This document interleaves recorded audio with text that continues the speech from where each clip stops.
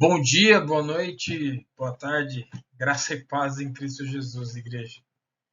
Eu fiquei mais uma vez de repassar alguns assuntos pendentes que ficaram por causa do nosso horário na sala de aula.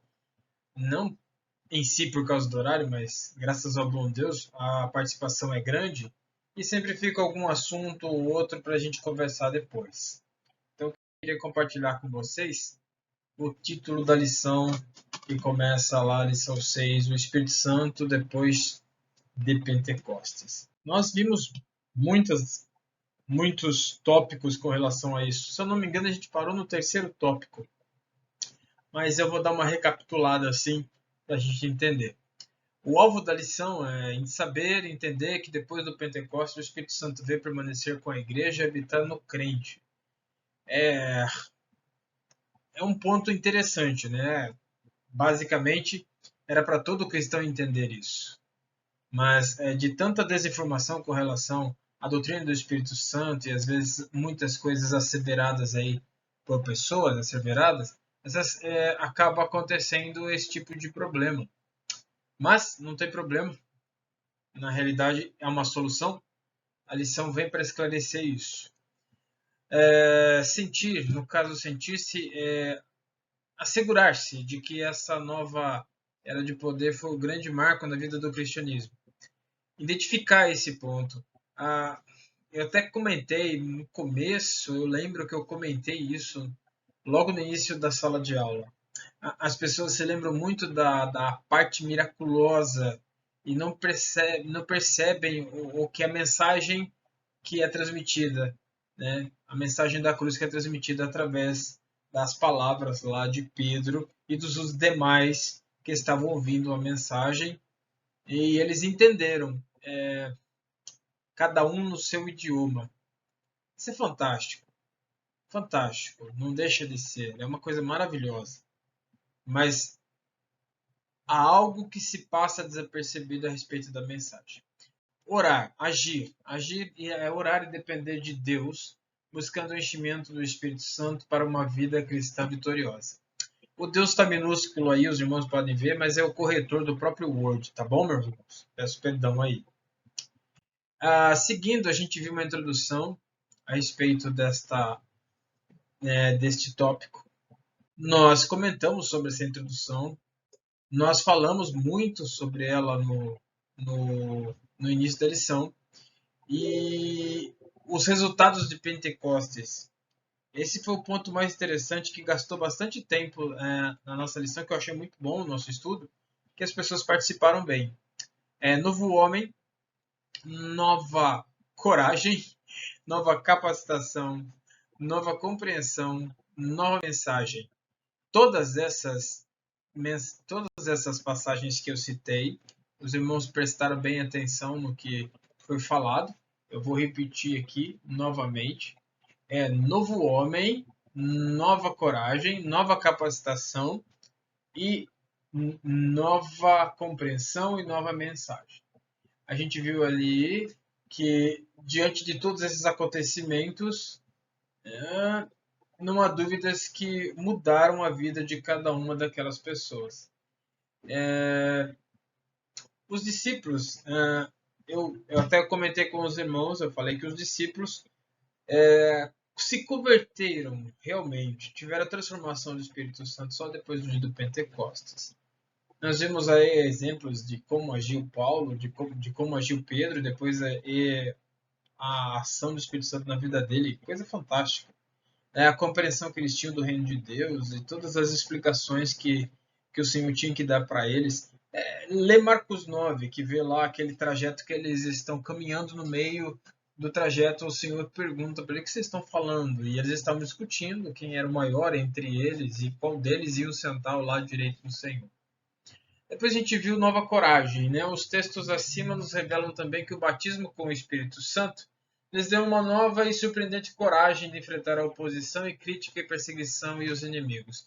É óbvio, né? Quando você presencia o poder de Deus, a palavra de Deus diz que a fé vem pelo ouvir e ouvir a palavra de Deus. Quando você não só passa por uma experiência dessa, você vivencia ela. Você só não passa, você vivencia. E a palavra de Deus ela tem esse poder de dar-nos esse encorajamento através do Espírito Santo. Claro que sua fé aumenta, é claro que há uma nova coragem, uma nova expectativa. Mas o que eu mais gosto, e um termo que eu uso bastante, eu acho muito bom e que Pedro usou, é que quando ele ora ao Senhor pedindo intrepidez de palavra. Mais do que coragem de encarar, é a coragem de falar. E falar bem. A intrepidez é a agilidade no fala. Ele fala sobre nova capacitação. Alguém já deve ter ouvido essa frase é muito famosa, né? Ela diz assim que Deus não escolhe os capacitados, ele capacita os escolhidos. É uma realidade, sim, né? Mas a gente pode analisar de uma certa forma, sem muito engessar o assunto, porque a gente tem uma ideia, às vezes, uma tendência a pensar unilateral. Com certeza o Senhor capacitou todos os discípulos. Se a gente analisar um por um, a gente vai ver que houve um desenvolvimento, uma capacitação intelectual, espiritual, até mesmo social deles e cosmovisão de mundo, né? Foi até redundante, porque cosmovisão já significa visão de mundo. Mas a gente vai entendendo que houve uma evolução. E isso é bom, isso é bom. Por isso que a palavra de Deus ela diz que nós devemos frutificar, né? Frutificar, darmos frutos, é uma produção daquilo que já foi alterado e mudado na sua vida. Você não é mais o mesmo. E tem um termo que eu já ouvi um pastor falar, você vem como está, mas não fica como está. Muito bom esse entendimento e essa capacitação. Mas voltando no início, quando eu disse não engessar, é que às vezes a pessoa entende assim, ó, Deus não escolhe os capacitados, mas capacita os escolhidos. Isso não significa que você não deva buscar uma capacitação, uma aplicação individual, uma especialização. Não faz o menor sentido, tá? Não, exatamente isso não significa que você não deva buscar nada.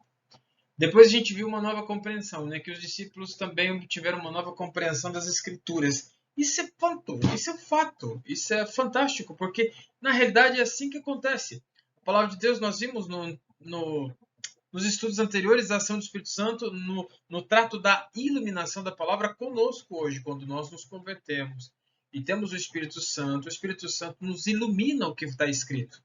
Inspiração não existe mais. Inspiração foi com os discípulos, com os apóstolos. Lá eles foram inspirados por Deus. Hoje nós somos iluminados e com certeza a compreensão aumenta. Não só aumenta porque o Espírito Santo nos dá essa iluminação, mas porque também vivemos isto. Quando nós vivemos esta nova vida, a compreensão de mundo, tudo acontece, a cosmovisão vai mudando. E aí, quando você começa a ter uma nova compreensão, é que a escritura parece que agora fala a sua língua. É como um analfabeto que aprendeu a ler e lê pela primeira vez. É mágica, para ele é uma coisa maravilhosa. E é assim que é também as escrituras para conosco. O Espírito Santo ilumina, nos ilumina. Uma nova mensagem.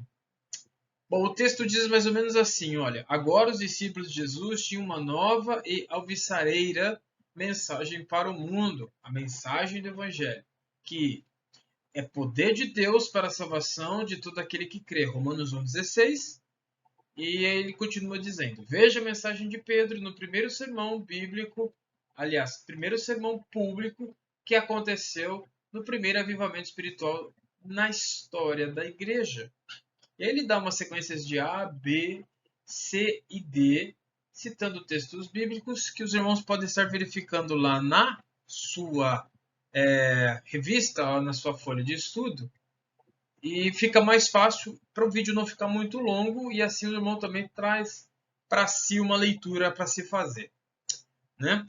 Então, quando nós entendemos esse ponto a respeito do que o autor da revista está querendo dizer a respeito das mudanças, né? Fica muito mais fácil. Continuando aqui, o início, ele reuniu pessoas, ele deu a mensagem, ele convenceu do pecado, ele formou uma nova comunidade e ele fortaleceu e fez crescer a igreja. Isso aí é um outro ponto interessante que segue na revista, né? E a gente viu na sequência de tudo isso que vamos ver a seguir.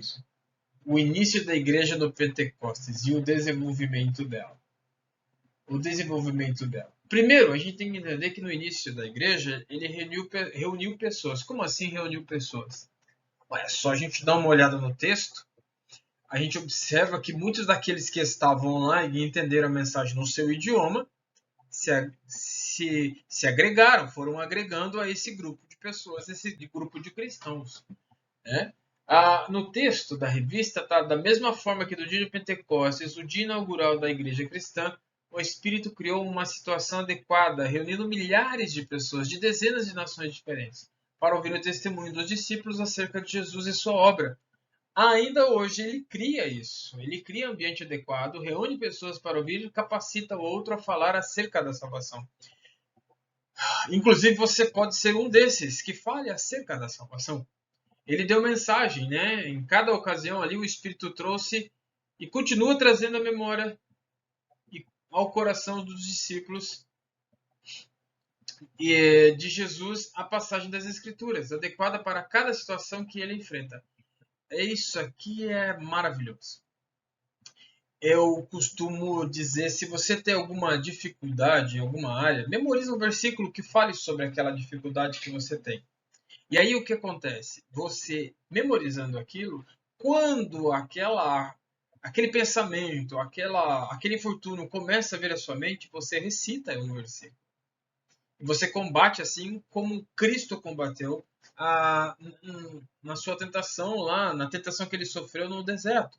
Ele usou a palavra, ele não usou argumento humano, muito menos um argumento mais eloquente, uma filosofia, uma ideologia, nada disso. Ele simplesmente usou a própria palavra de Deus. Né? Depois a gente viu que ele convenceu o homem do pecado. Convenceu do pecado. Está aí uma coisa muito difícil de se dizer hoje. Nessas igrejas que não são mais emergentes, é uma realidade, falar em pecado é um perigo. Não pode, vai assustar a pessoa, não pode dizer que está errado. Eu até falei em sala de aula que a palavra de Deus ela é confrontação, sim. Ela confronta o homem do pecado em que ele vive e faz com que ele se arrependa. Não tem outro meio, não adianta nós queremos colocar palavras e mais palavras. Aí não é um pregador, é um coach, é um treinador. Faz ali, então, uma palestra, mas não é uma pregação, não é mensagem, não é a palavra de Deus. A palavra de Deus ela é assim, ela confronta. Se você ler lá, não mentirás, não mentir, diz que o pai da mentira é Satanás, você vai falar, meu Deus, por que então? Quer dizer que quando eu minto, ele é meu pai? Ela não está te confrontando? Então, quando ela confronta, é o momento em que nós nos convertemos. A palavra conversão, quem já tem habilitação sabe disso, que é você retornar, fazer o contorno e voltar no sentido oposto que você estava indo. É natural, é assim mesmo. E todos os dias nós nos encontramos em conversões, em situações em que nós devemos mudar. Nós não somos seres perfeitos, lindos, maravilhosos, que chega a brilhar a asinha, daqui a pouco o irmão tem uma auréola na cabeça. Não é assim. Nós não somos assim. Nós somos falhos e carecemos da graça de Deus todos os dias. Por isso que ele convenceu o homem do pecado. E quando nós nos somos convencidos de que somos pecadores, aí nós entendemos que carecemos do Senhor. Porque qual é o único que pode salvar o pecador, senão o próprio Cristo? Exagerei. Então, vamos lá então. Voltando aqui para terminar, ele fortaleceu e fez crescer a igreja. É óbvio isso, né? É uma coisa óbvia. Para quem conhece a história da igreja, é até uma coisa assim óbvia, mas na realidade isso não é 100% para todo mundo. O texto diz que esta obra continua ainda hoje, sendo o Espírito Santo a tarefa de fazer a igreja crescer. E é ele que fortalece o povo e faz multiplicar-se. Nós estamos escrevendo o livro de Atos, que o livro de Atos é a história da igreja. É a história da igreja. Depois nós vimos aqui o desenvolvimento da igreja. Eu vou dar uma passadinha num tópico aqui. Deixa eu clicar aqui para os irmãos verem. Levantando líderes espirituais. Depois nós temos mais um tópico, que, se eu não me engano, é. Vamos ver primeiro, levantando líderes espirituais nas igrejas. O Espírito age, enche-lhe as pessoas. Pode ver que enche está entre aspas. Tá aí mais uma colocação interessante. Os irmãos têm que, às vezes, a Bíblia é um livro maravilhoso, mas nós temos que compreender o estilo literário de cada um dos livros, porque nem todos são o mesmo estilo literário. Alguns são narrativas, outros são cartas, e no nosso caso aqui, a gente tem que entender que Atos é uma carta, né? Uma epístola. Então ela tem uma característica própria de literatura de epístola. E tem muitas preposições, proposições, tem muitas, como é que eu posso dizer, contestações, conclusões. E a gente tem que compreender dessa forma. Quando nós lemos lá que Paulo fala que enchei-vos do Espírito Santo, ele faz uma comparação, porque ele percebe que há alguns cristãos que eram muito chegadinhos no vinho, sabe, irmãos? Enche o copo. Ele falou, se vocês se enchessem do Espírito tanto que vocês se enchem de vinho, vocês estariam bem melhor. Estou parafraseando, é óbvio, né? Mas os irmãos podem ir lá conferir o texto. E ele fala assim, o Espírito enche pessoas, capacitando-as para exercer funções chave no corpo e liderar o povo de Deus. Todos que prestaram o serviço relevante a Deus e à igreja, no livro de Atos, estavam cheios do Espírito Santo, completos, plenos. Né? Todos que prestaram um serviço relevante, veja bem a palavra relevante, faz a diferença. Faz e que fez a diferença. Eles estavam cheios do Espírito Santo. E a gente vê alguns exemplos, né? A gente vê alguns exemplos. Bom, tá na revista. Tópico 2.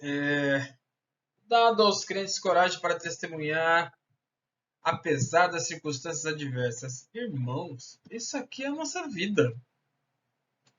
É óbvio que não dá nem para comparar a nossa vida de pregação e de vivência no Evangelho com aquele período, né? Nossa perseguição, por enquanto, ainda no campo ideológico. Mas nós sabemos que existem muitas outras dificuldades por aí, com os irmãos que vivem em outros países, que é totalmente proibido. Não tem o menor sentido fazer um tipo de comparação. Mas, em síntese, nós podemos dizer que é, coragem para testemunhar não importa o grau de perigo. Tem que ter coragem para testemunhar. Tem que ter coragem. E no mundo que nós vivemos, em que cada um está na sua bolha,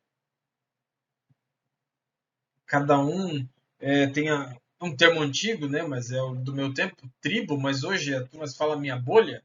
E às vezes você, quando dá o testemunho, você estoura essa bolha. E aí as pessoas não gostam. A maioria da sociedade não gosta. E é onde a gente vê muitos cancelamentos na vida virtual aí, na sociedade, porque você estourou a bolha, porque você falou algo relevante a respeito da sua vida com Deus, que você teve coragem de testemunhar o Senhor. Eu perdi amizades, os irmãos talvez também já tenham passado por isso. De pessoas que deixaram de conversar com você ou conosco porque proferimos a fé em Cristo Jesus, eles falaram: ah, você é esquisito, não quero mais falar com você por causa disso. Natural? Ponto interessante. Lá na revista a gente tem algumas referências. Depois guiando na boa disciplina da igreja. É o próximo tópico. Guiando na boa disciplina da igreja. Isso é legal. Isso é bacana. Eu gosto demais disso. Porque o autor coloca aqui somente a referência de Atos 5, 3 e 4 e 9. Mas o que seria esse guiando na boa disciplina da igreja?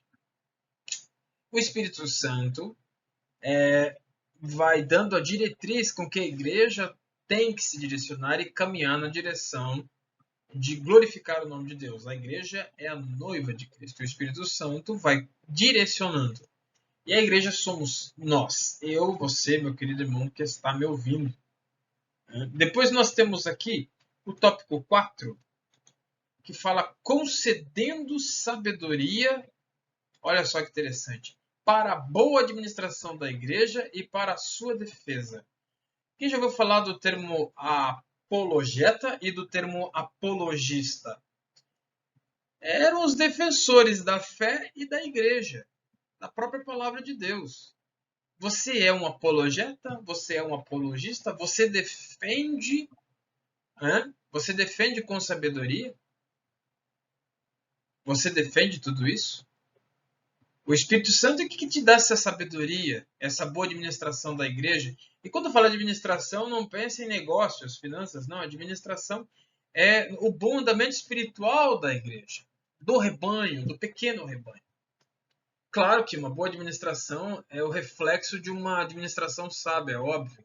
Não tem nem como uma pessoa que dirige, administra sabiamente, ter uma administração ruim. Não combina, não bate. Não é isso. Tá bom? A gente segue e vê o próximo tópico que diz fazendo a igreja crescer. Muitas vezes nós cobramos nossas autoridades, pastores, a igreja não está crescendo, a igreja não está fazendo isso, a igreja precisa fazer mais isso e aquilo. Irmãos, nenhuma cobrança é tirada fora do contexto aqui. Eu concordo, tem que ser analisado e feito toda essa observação e cobrar se necessário. Não é esse o problema. Mas fazendo a igreja crescer, é o Espírito Santo que faz isso.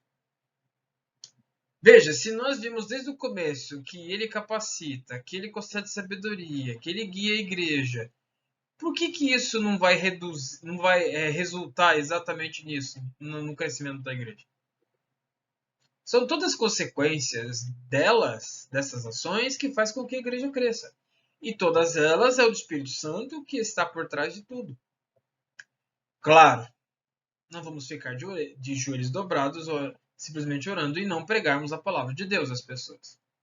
Mas lembre-se, pregar a palavra de Deus não precisa estar numa tribuna, num púlpito, na frente de alguém. Também não precisa se formar em teologia, mas você tem que ter o conhecimento da palavra no mínimo possível. Você tem que ter coragem para ferir a sua fé. Você tem que falar, e muitas vezes não são em palavras, são em ações, são nas ações. Então somos nós que fazemos a igreja crescer com a ação do Espírito Santo através de nossas vidas. Ovelha gera ovelha. E se eu não me engano, tem mais um tópico? 5, não, tem mais 2 tópicos. Vamos lá? O 6 e o 7. Já vou pôr os dois aqui para a gente discutir um pouquinho sobre ele. Bom, despertando visão, amor, compromisso missionário. Estamos em campanha de missões mundiais. Não tivemos ainda a abertura oficial. Mas, irmãos, o que é isso? Não. Impressionante. Amor e compromisso. Essas duas palavras sempre estão juntas. É impossível ter compromisso sem amor e é impossível ter amor sem compromisso. Não tem como. Então é o Espírito Santo que desperta essa visão. A satisfação de servir. O prazer. Aquela sensação de que está fazendo algo que você nasceu para aquilo. Pois é, você nasceu para isso. Você nasceu para servir ao Senhor. Você é um servo de Deus. Por isso que o termo servo de Deus está direcionado ao serviço. Bem, e o último aqui é vocacionando e vocacionando e capacitando pastores e presbíteros. Meu Deus, se você ler Atos, você vai ver, irmãos, que todos esses perfis de títulos ou categorias que foram citados são extremamente exigentes com relação a testemunho, vida libada, conduta deles. É uma coisa excepcional, que é o Espírito Santo que faz tudo isso. Bem, seguindo o nosso estudo, a gente chega no tópico 5, que é a evangelização do mundo dirigido pelo Espírito Santo. A gente acabou de falar um pouquinho sobre missões, né? Aí eu quero comentar com os irmãos sobre isso. O Espírito Santo dirige os obreiros para... O Espírito Santo dirige os obreiros para onde devem trabalhar. Comentando esses dias com um irmão da igreja, um diácono muito abençoado, servo de Deus, um ótimo conselheiro, ele me disse que é uma coisa, às vezes as pessoas falam, Senhor, me manda onde for, mas aí o Senhor fala para ir em tal lugar, aí, esse lugar eu não quero, né? A gente até brincou, vai lá no fundão do Amazonas, numa tribo que nem conhece aí o ser humano, porque ainda temos tribos assim. Algumas são bem hostis, alguns já até viraram cozidos, né? Foram comidos, alguns são antropófagos. Temos sim no Brasil, meus queridos, temos sim, temos sim.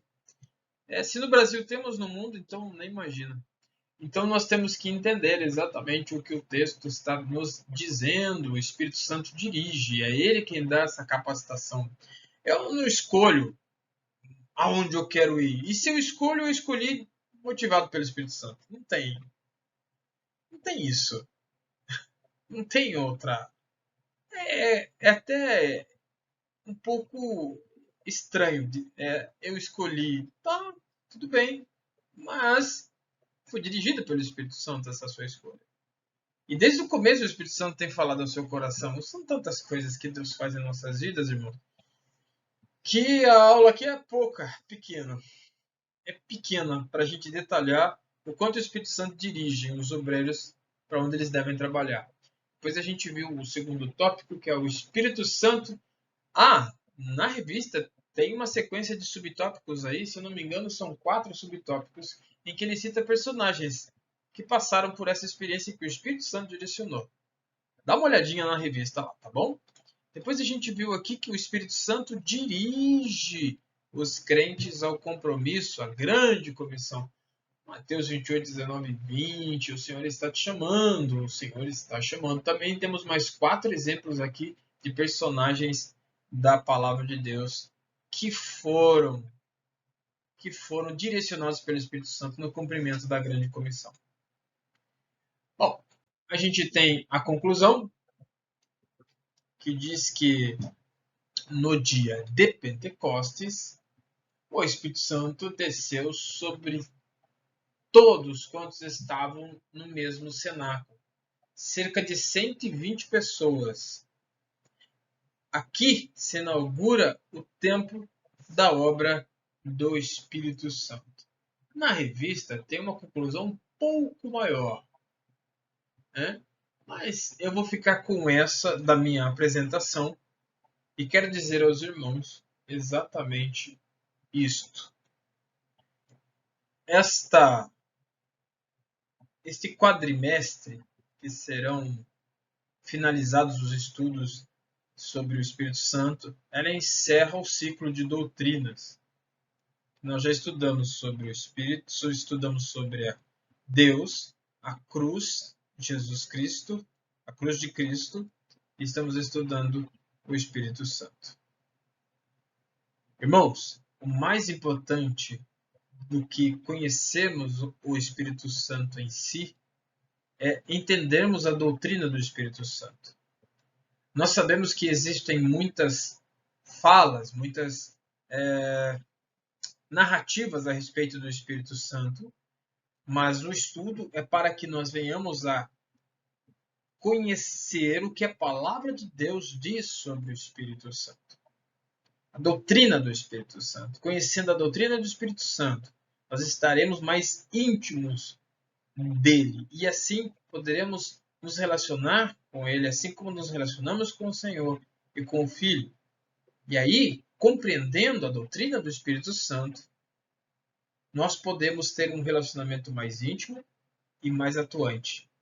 Que o Espírito Santo continue dando a todos nós esse discernimento para que nós venhamos a estar nos desenvolvendo na fé, assim como Paulo fala, que venhamos a ser homens adultos, não como crianças na fé.